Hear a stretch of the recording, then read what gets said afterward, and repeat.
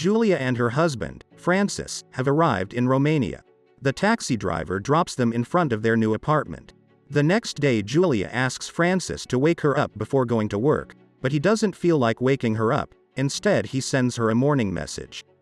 Later Julia uses the time to unpack and learn a bit of Romanian. And although during her session she hears a strange noise coming from the neighbor's room, Julia doesn't pay much attention to it. And one day when she returns from a day out exploring the city, Julia notices that the door to her apartment is opened.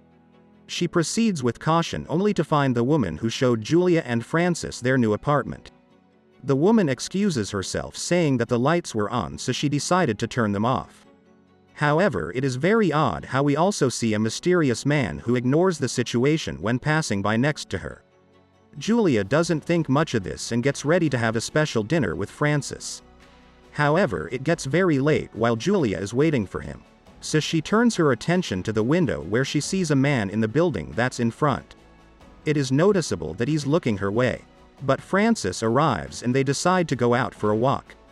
However, their initially calm walk changes when they see a bunch of people gathered outside someone's home. No one knows for sure what's happening, but there's 2 police patrols outside. The next day Julia is watching TV and notices that they're talking about yesterday's incident. Francis comes next to her and translates what's been said on the news. Apparently it was a murder scene where a woman lost her life. Then Francis tells Julia to be prepared because they're receiving guests at 7 for dinner. But Julia's mind is elsewhere. When Francis notices this he asks what's wrong. So Julia tells him that there's a guy who lives across the street and he's always lurking at their window. Julia stands in front of their window to show him what she means. Francis says he can't see anything, but Julia explains that the man is only visible at night. During dinner Francis's colleague and his wife talk about the crime scene. Francis's colleague says that it could be linked to other murders and all were around the same age. However, in this particular case the murderer is known in the news as the Spider. Later Julia meets the neighbor from which she heard the noise when she first moved in with Francis. The woman introduces herself as Irina. She's nice to Julia and tells her to bang on her wall if she's ever making too much noise. When Julia is out she finds a newspaper that's reporting the crime scene. Julia grabs it to see the victim's name, Ana Albescu. Then Julia goes to a coffee shop and uses her laptop to check the woman's name.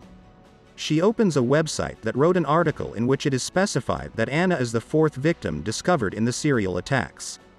Julia also finds the testimony of a woman who was almost killed by the spider.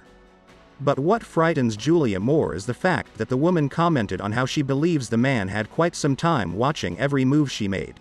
Julia decides to go watch a movie to let her mind rest for a while.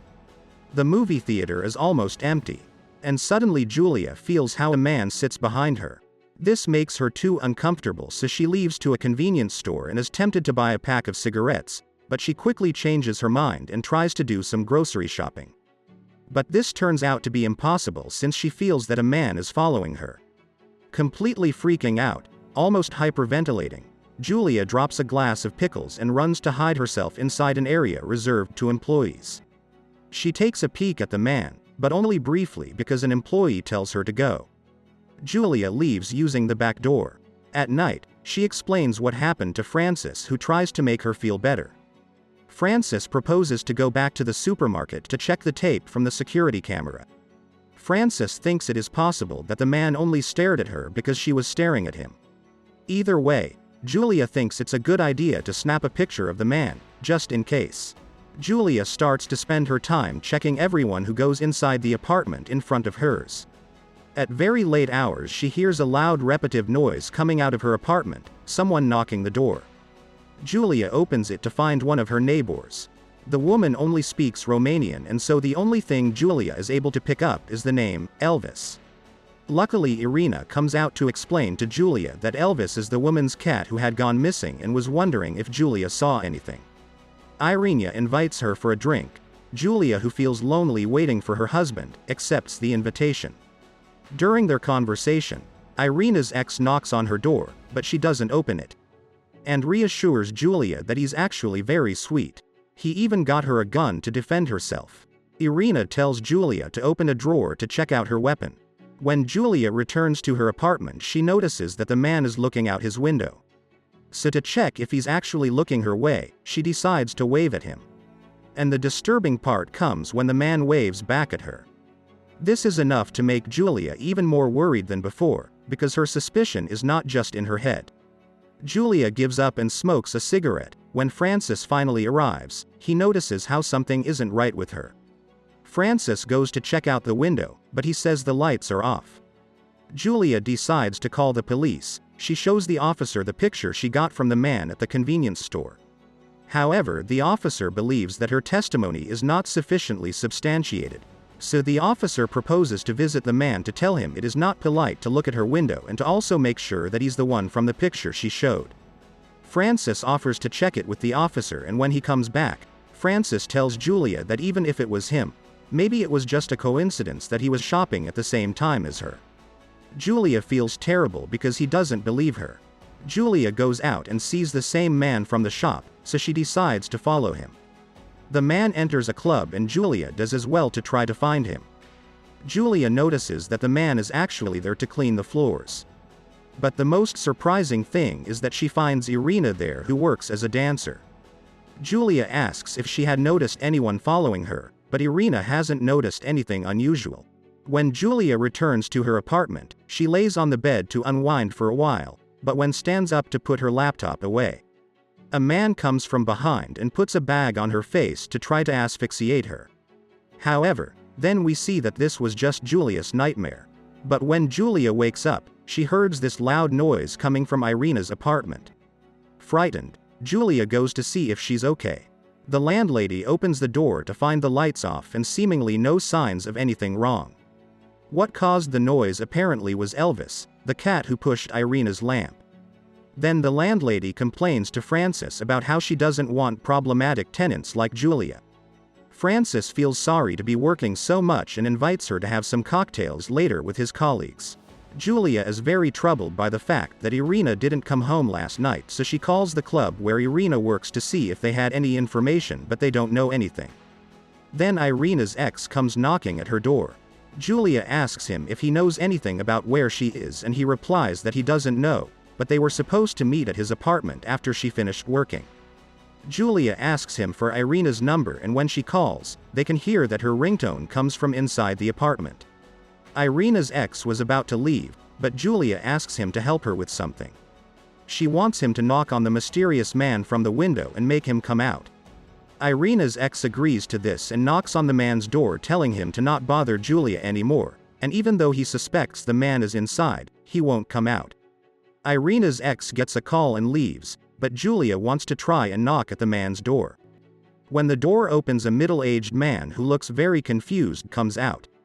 So Julia apologizes and leaves, but in the way she sees the man from the shop. The next day, Francis opens the door to the police officer who has the man she thinks is following her beside him. The officer introduces the man as Daniel Weber, the man who lives in the building across from hers. The officer explains that Mr. Weber made a complaint with them today about a neighbor who has been harassing him. Then the officer says that if both of them can agree that this was a misunderstanding, it can all be forgotten. Weber extends his hand and Julia shakes it to agree to the misunderstanding. But still she feels as if something isn't right. Francis tries to reassure Julia by showing her a news article that says that the spider was caught. At a gathering, Francis's colleagues from work are talking about how the police caught the spider.